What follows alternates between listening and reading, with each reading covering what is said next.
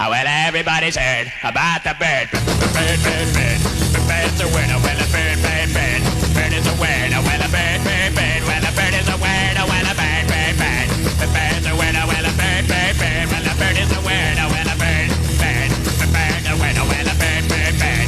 The bird's a winner. Well, a bird, bird, bird. Well, a bird is a winner. Well, a bird, bird. The bird's a winner. Well, don't you know about the bird? Well, everybody knows that the bird is a winner. Well, a bird.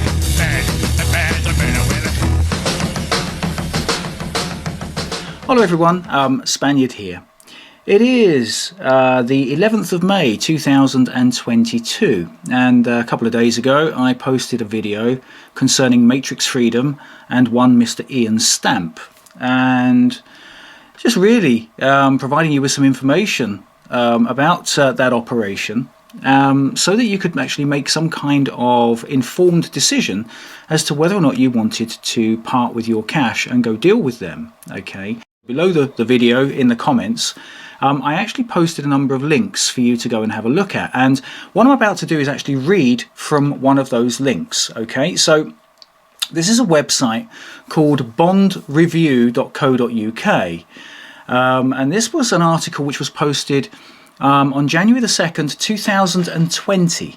Okay, now let me just read this out. It refers to a company or a trading style called Global Edge, right? So this was the kind of brand, and the header is, "We review Global Edge's bonds paying up to 21% per year." Okay, Global Edge, a trading name of UK Innovative TI Limited, offers unregulated bonds paying interest for a 3-year term as follows: 12.5% for investments between 2,000 and 25,000, 16.5% per annum between 25,000 and 50,000, 18.5% per annum between 50,000 and 75,000, and 21% per annum above £75,000. Now, let's just go on with this article. So I'm just reading this article, okay?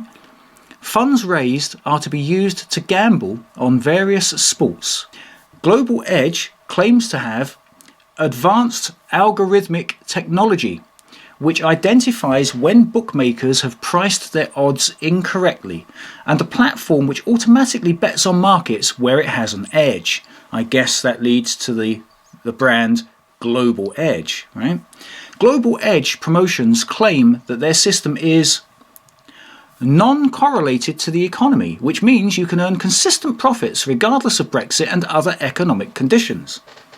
Global Edge is currently reportedly being promoted via the New Scientist magazine's mailing list. Global Edge's adverts are approved for regulatory purposes by WDFS Limited. I don't know who that is. So who are Global Edge, the author asks. Global Edge is headed by serial entrepreneur Iain Stamp. According to Stamp's bio in the brochure, okay, so this is in the brochure of Global Edge, as an INTJ, Iain is one of the rarest and most strategically capable personality types. The INTJ form just 2% of the population. Right, now, the INTJ is then analysed by the author here. So he's got INTJ refers to a Myers-Briggs personality type: introverted, intuitive, thinking and judging. This is the first time I can recall that someone has used the results of a multiple choice personality test as a selling point to investors. Maybe the next time I'm presenting my credentials, I should mention that I'm in the 2% of the population that has webbed feet.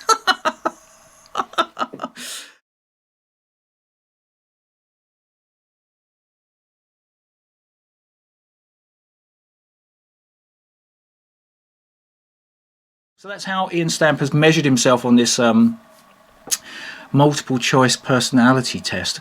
So not mentioned in Stamp's CV is his firm Integrity, which sold geared traded endowment policies and went into liquidation in 2009, causing up to £80 million in losses. Integrity was fined £350,000 by the Financial Services Authority, which was waived to maximise recoveries for investors, and was censured for providing misleading information. Misleading information, that's funny, because that kind of marries in with my last video. Also not mentioned is PPF Capital Source, a peer-to-peer investment scheme controlled by Stamp, which according to the Times in October 2017 was subject to complaints in the UK and Ireland over €5 million of missing money. Stamp stated that the complainants had been the victim of fraud by a third party. I wonder if that was ever reported to the police, and I wonder if the third party, I mean, surely if you're dealing with third parties, you're going to narrow down the field, so the third party must surely have been named. UK Innovative TI Limited fails to disclose who is in ultimate control. So we're back to Global Edge, right? So, which is a trading style of UK Innovative TI Limited. So, UK Innovative TI Limited fails to disclose who is in ultimate control via Companies House, having submitted a persons with significant control statement in January 2009 that says, the company has identified a registrable person in relation to the company, but all the required particulars of that person have not been confirmed. Okay. Maybe you could have confirmed them before filling out the form. I mean, how difficult can it be? You know, if you're the director working for the limited company and someone's got shares in the company, I mean, you know, it's a small company, private company. You must surely know who's got bloody shares in it. Back in 2016, UK Innovative TI submitted an annual return which confirmed that its shares had been transferred to a Galaxy Funding Foundation. Funny enough, I think Galaxy is the name of, or appears in the name of some of the limited companies associated with Stamp. Back to the article. Who are they? So who's Galaxy Funding Foundation? So according to a High Court document from the PPF Capital Source affair, the issued shares of the company are wholly owned by Galaxy Funding Foundation, which is registered in Belize as what is called a Belize International Foundation, described in the material before me as a hybrid between a trust and a company. According to Mr. Stamp, he is not a shareholder in or beneficiary of that entity and has no control over it. He has produced the registration documents and Foundation 31 Charter of the Foundation, but these documents as produced contain significant unexplained redactions. In other words, information's been withheld or blacked out. The governing body of the Foundation is stated to be its Foundation Council, but the name of the sole member of that council has been redacted. There's one member on the council, okay? The Foundation has a protector who appears to fulfill broadly the same role as a typical protector of a settlement. In other words, like a trust protector. But that name has also been redacted. The charter does confirm that Mr. Stamp was the founder of the foundation. He founds quite a lot of these things, doesn't he? He's the founder of quite a few things. So Mr. Stamp was the founder of the foundation, that he cannot be a member of its governing body, and that there are no named beneficiaries. The purpose of the foundation being stated as the advancement of education to promote, sustain and support the physical education of young people and life skills training. That sounds quite nice and fluffy. So in short, by the way, that was closed speech marks. So in short, investors are lending money to a company set up in 2009 by Iain and Katrina Stamp, which is owned by a foundation in Belize, also set up by Iain Stamp, but the people in ultimate control of Global Edge are not disclosed. But they definitely aren't Iain Stamp. All we know about them is that they are interested in the physical education of young people. I like this author, he's quite good, isn't he? Investors should think very carefully before investing with a company that does not disclose full details of the people in ultimate control. How safe is the investment? Well, look, let's go back to Matrix Freedom. Matrix Freedom has changed its status recently, as I mentioned in the last video. So who's in ultimate control of this? I mean, was Iain Stamp a director? Is he a shareholder of Matrix Freedom? Or should I say Senjay Limited, based in the Seychelles? Was he a shareholder of that? Okay, was he a director of that? And what is this PMA? If it's a private members association now, that would kind of suggest that Matrix Freedom is now owned by its members, right? And so the members, if you have done business with Matrix Freedom and you're now a member, well, now you have power because you can all now vote on things, right? You can now take over the control of the company. I say company, of the organization, of the operation. So you need to go and investigate the powers that you have as a member of the Private Members Association.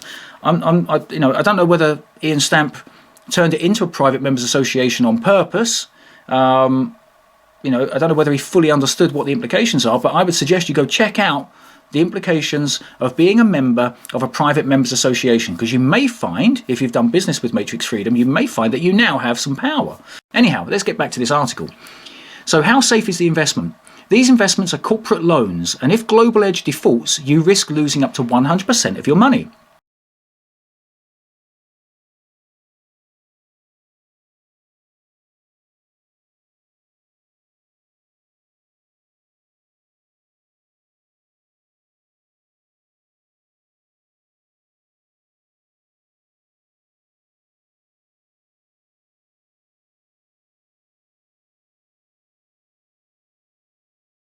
Global Edge's claim that its gambling investment is non-correlated to the economy is true in a sense, but means that like any loan to a small company, the investment can easily generate a 100% loss even as the world economy goes up.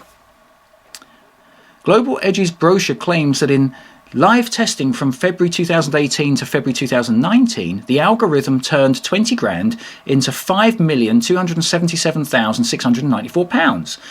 which Global Edge says is a 4,012% return. I make that a 26,288% return, but seriously, who's counting? Global Edge does correctly calculate that this amounts to a 59% per month compounded growth rate. Had Global Edge successfully sustained its return of 59% per month indefinitely, it would own every penny of the world's $300 trillion of wealth in less than 3 years of betting on sport with its initial £20,000.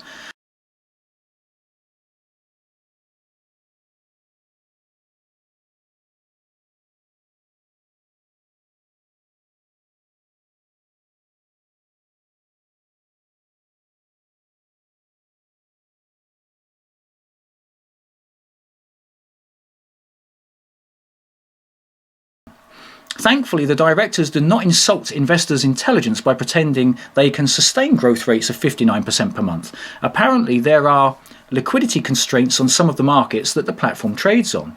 I wonder what's happened to that now, and why Iain Stamp would need to raise funds for Matrix Freedom when he can generate all this cash from these algorithms. I mean, surely this algorithm has been running for some period of time now. He must have made a fortune from that. So why raise £250 million from people when you could just generate it yourselves, right? It makes you wonder what's happened to this algorithm and the company behind it, Instead, they say, however, the directors expect the platform to make between 5 to 10% return on investment per month on its bet turnover. Expected compound growth rates in the region of 15% to 25% per month are realistic, which raises several questions, the most obvious of which is how stingy are Global Edge to have an algorithm which generates returns of 80% to 213% a year, with 435% to 1,355% realistic, a rate of return which, if it's as sustainable as they claim, will make its owners billionaires within years, and yet only share up to 21% per year with the people fronting the money. Good point. And there you go. He's given you some indication as to how much money that Global Edge gambling platform should have made Mr. Stamp if he'd invested in his own platform, right? So we have to question what happened to it. I mean, I'd be very interested if anyone can find out what happened to Global Edge. In the investor comforts section of its website, Global Edge states, following comprehensive due diligence, a global private equity investment group valued Global Edge at £20 million. The private equity investor has committed to provide £3 million of investment. Close quote. The author goes on to say, note that Global Edge waffling on about an unnamed private equity firm is not a substitute for investor due diligence. That aside, why are Global Edge bothering with trying to raise £10 million from random investors via adverts in The New Scientist when they can use the £3 million invested by the unnamed private equity firm, and for that matter the £5 million they made in beta, and turn it into £10 million in a matter of months?